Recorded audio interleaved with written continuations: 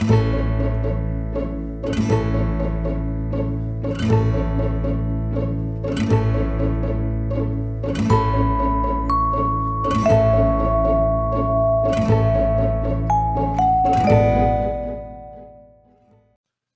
afternoon. Welcome to Jim Munlin's World of Weather. You clicked on to long-range weather forecast discussion for August 28th through September 9th. This is the latest GOES 16 satellite image of Harvey. I just got the latest update a little while ago, special update that was issued on Harvey. Winds are now up to 120 miles per hour, and if you look closely, you can see the eye centered right around here.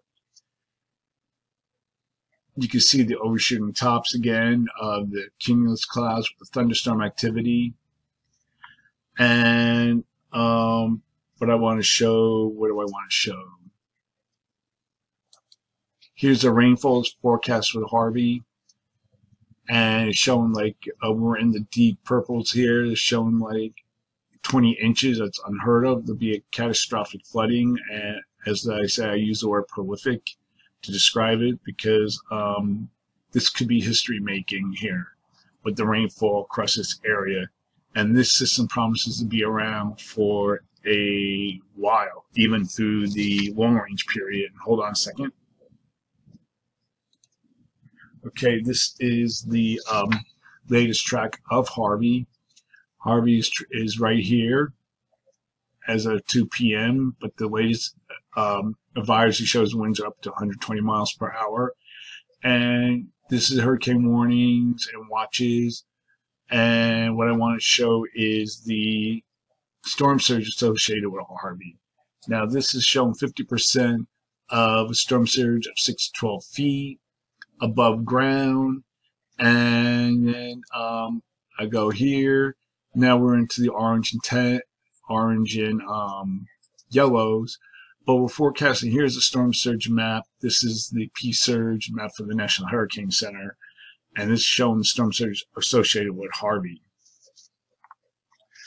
Now, Harvey, the trend for Harvey over the last couple of runs is a little slower than previously thought. And the system should either slide along the Texas coastline or just inland into Texas and Louisiana border. Very heavy rain is forecast in the track of Harvey from the central Texas coast inland to East Texas, Arkansas, and parts of Oklahoma. And what else is there? What else can I show you? I already showed you that. Now, going on to another thing. There's been a large spread in the system, of tropical disturbance over Florida and the interaction with the westerlies.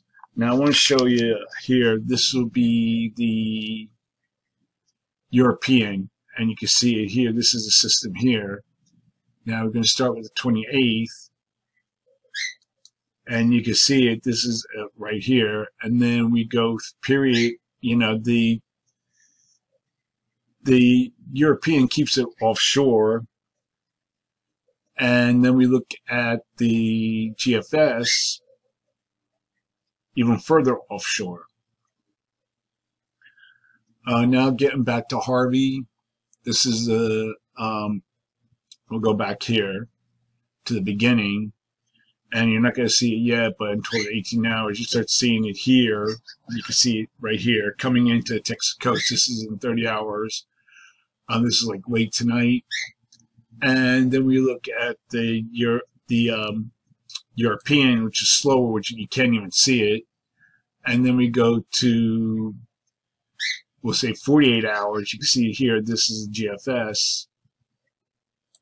And then we go to the European, and you can start to see it here too. Now it's a little more in agreement. Then we go to 54 hours, and it's still down here along Central Coast is the GFS.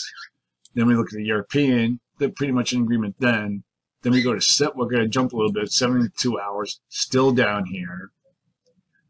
It's 3 days. The European has it going along the Texas coast. Then we go, we'll say 84 hours, still down here. And then we go to the European, still has it along the Texas coast.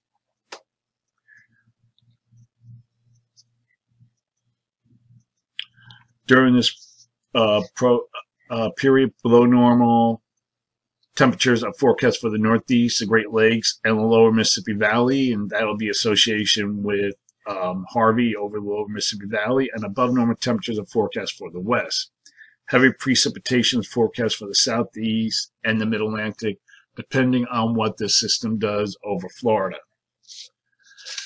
Now we're going to look at the period for August 31st through September 4th. Here we are at the 31st, still forecasting an amplified pattern. We have a ridge here.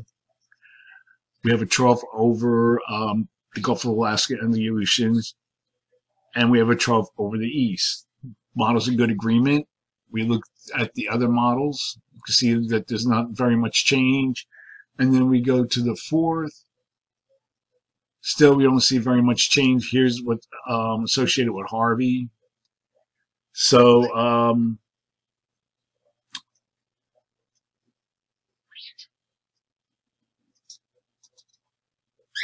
now, models indicate that indicating this with the remnants of Harvey. Some have it over the lower Mississippi Valley. You can see here, but we'll look at the other models for that same period. We'll go to 240. All right, we'll go about here. Has it down here. This is GFS, and then the European still has it down over this area here. This is the maps. So some keep it here, while others keep it further south and west over south central Texas.